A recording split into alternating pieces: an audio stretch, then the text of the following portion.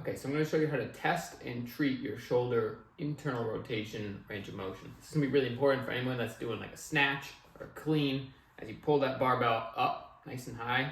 If you're just doing an upright rows as well, or even if you're working as like a hairdresser or barber, you're always kind of in this internal rotation range of motion. There's a lot of applications for this. So you're going to be standing up, get your back flat against the wall, so your butt, your shoulders, and your head should be touching the wall. Get your arms out to about 90 degrees here.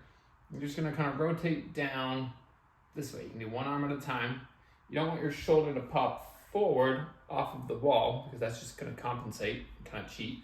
So you wanna keep that arm against the wall, rotate down about as far as you can without pain and without your shoulder popping off the wall. And you repeat on the other side and you might find a difference. It's like for me, my left shoulder goes to about there. My right shoulder can only get just barely past 90 degrees there. So that's how you can kind of test your shoulders and see where you're limited. Next, you can take a tennis ball or a lacrosse ball and you're gonna put it inside of a pillowcase. You're gonna try to work on the soft tissue or the muscles on the back side of your shoulder. So you can put this ball against the wall behind your back. And you're gonna kind of roll around a little bit and find those knots. Really kind of push into those knots pretty good. You want to really loosen up that muscle and try to get rid of those knots as best you can. Now you can do this for about 30 seconds or a minute or so to really help loosen up those tissues. And those are the ones that are going to be doing the opposite of that internal rotation.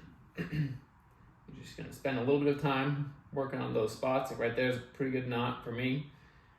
And after that, then you're going to do a stretch as well to help loosen up those muscles. So what I want you to do is try to cross body stretch, where you're just gonna pull right across here. You should feel that stretch right in the back of your shoulder. It shouldn't hurt at all in the front of your shoulder. If it does hurt, you might need to try a couple other things as well first. You know, hold this stretch for about 10 to 20 seconds, right around there. You can kind of let it relax a little bit, shake it out if you need to. You can try that stretch again a second time. You might even do this 3 to 4 times, depending on how stiff your shoulder is. You hold that again, 10 to 20 seconds or so. And then you're gonna try to retest and see if you made any improvement. Now, same test, you go back to the wall, get your butt, your shoulders, and your head against the wall, arms flat. You're just gonna rotate down. That side shouldn't change a ton since we didn't do anything. This side might change a little bit. It looks like improved some. It's still stiff, so you still need to do a little bit more work. That's one way you can kind of work on that shoulder internal rotation range of motion.